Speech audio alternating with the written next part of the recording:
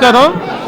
ఈరోజు మా గౌరవ ముఖ్యమంత్రి మరి రాష్ట్ర పార్టీ అధ్యక్షులైన చంద్రబాబు నాయుడు గారు మరి లోకేష్ బాబు గారు పల్లా శ్రీనివాసరావు గారు ఆధ్వర్యంలో ఆదేశాల మేరకు మినీ మహానాడు విశాఖ దక్షిణ నియోజకవర్గంలో నిర్వహించడం జరిగింది.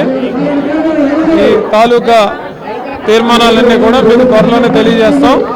అంగరంగ వైభవంగా మినీ మహానాడు జరిగింది.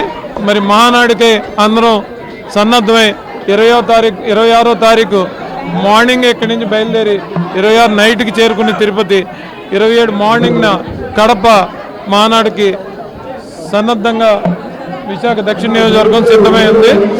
సో ఎంత చక్కగా నిర్వహించిన మహానాడుకి మినీ మహానాడుకి మా కార్పొరేటర్లకి, వార్డు అధ్యక్షులకి, మరి ఇతర ముఖ్య నాయకులందరికీ కూడా, మీడియా మిత్రులకు, మీకు కూడా అందరికి కూడా సర్వదా కృతజ్ఞతలు, ధన్యవాదాలు.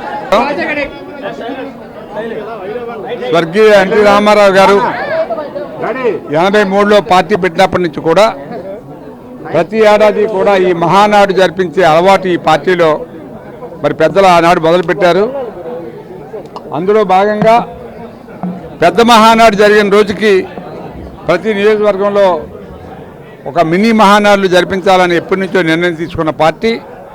ఆ విధంగా ఈరోజు విశాఖపట్నంలో సౌత్లో కూడా సోదరులు సీతంరాజు సుధాకర్ గారి ఆధ్వర్యంలో ఈ మహానాడు జరిగింది. బ్రహ్మాండంగా మా కార్యకర్తగా, నాయకులు కానీ హాజరయ్యి ఇంత పెద్ద ఎత్తున ఈ మహానాడిని జయప్రదం చేసినందుకు ప్రతి ఒక్కరికి పేరు పేరు నమస్కారాలు తెలియజేసుకుంటూ, కార్యకర్తలు ఎన్నో బాధలు అనుభవించారు. ఆ బాధలన్నీ కూడా తీర్చాయని ఎంతో ఆశతో ఉన్నారు. కాబట్టి రేపు మహానాడులో ఇక్కడ మన విశాఖపట్నంలో సౌత్లో కానీ ఈ విశాఖపట్నం పార్లమెంటు యొక్క 7 నియోజకవర్గాల్లో ఉన్న సమస్యలు ఏవైతే ఉన్నాయో ఇవన్నీ కూడా మేము తీర్మానం చేసి ఇవన్నీ కూడా రాష్ట్రానికి పంపించి ఏ సమస్యలు అయితే ఉన్నాయో ఆ సమస్యలు మనం తీర్చుకోవడానికి ప్రయత్నం చేస్తామని చెప్పి మీ ద్వారా తెలియజేస్తూ ఉన్నాము.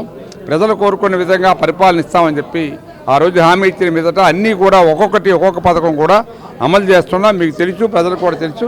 రేపు త్వరలోనే మిగతా బ్యాలెన్స్ అన్నీ కూడా ఆర్టీసీ బస్సు కానీ, ఆడపిల్లల అకౌంట్లో డబ్బులు కానీ, రైతు బంధు కానీ ఇవన్నీ కూడా మేము అమలు చేస్తామని చెప్పి తెలియజేసుకుంటూ, దాంతోపాటు విశాఖపట్నాన్ని మరి బాగా అభివృద్ధి చేస్తూ ఐటీ రంగంలో విపరీతమైన ఆ డిమాండ్ ఉంది. ఆ డిమాండ్ విశాఖపట్నంలో ఈవేళ సుమారు 5-6 పెద్ద కంపెనీలు వచ్చి దగ్గర 80 లక్షల వరకు కూడా ఉద్యోగాలు వచ్చే అవకాశం ఒక 1 ఇయర్ పోతే డెఫినెట్గా మన వైజాగ్ కూడా ఒక స్టేజ్లో కనపడుతుందని చెప్పి మీ అందరికీ తెలియజేస్తూ, మరి మీరు ఇదే సహకారాన్ని అందించాలి, మీరు కూడా మీ ద్వారా ప్రజలకు తెలియజేయాలని చెప్తూ ఈ మహానాడులో మేమన్నీ కూడా మరి ప్రజలకు కావాల్సినవన్నీ కూడా చేస్తామని చెప్పి తెలియజేస్తాం. సంక్రాంతిని తలపించే విధంగా ఈరోజు మినీ మహానాడు కార్యక్రమం ఏర్పాటు చేయడం జరిగింది.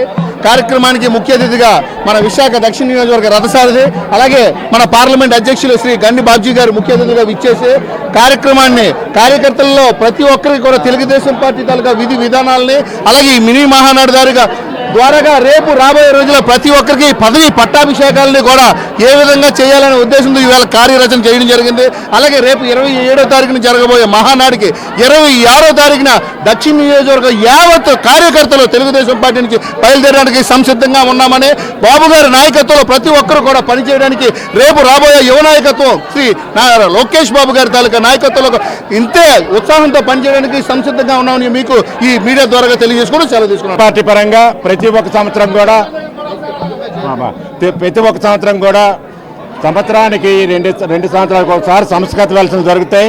స్టేట్ పార్టీ ఆఫ్ ఆదేశాల ప్రకారంగా 175 కాన్స్టిట్యూన్సీలు పార్టీ పెట్టి నుంచి కూడా ఒక ఆనవాయితీ ఉంది. ఆనవాయితీ ప్రకారం మినీ మహానాడు 175 కాన్స్టిట్యూన్సీలు పెట్టి మహానాడుకి వెళ్ళాలా. 26, 27, 28 మహానాడుకి వెళ్తారు. ఆ మహానాడు తీర్మానాలు ఇక్కడ ఏ నియోజకవర్గంలో అయితే మహానాడు పెట్టారో ఆ తీర్మానాలు చేసి మెయిన్ మహానాడుకి ఆ తీర్మానాలు సెంట్రల్ పార్టీకి ఇవ్వాలా. సెంట్రల్ పార్టీ మహానాడులో తీర్మానం చేస్తారు.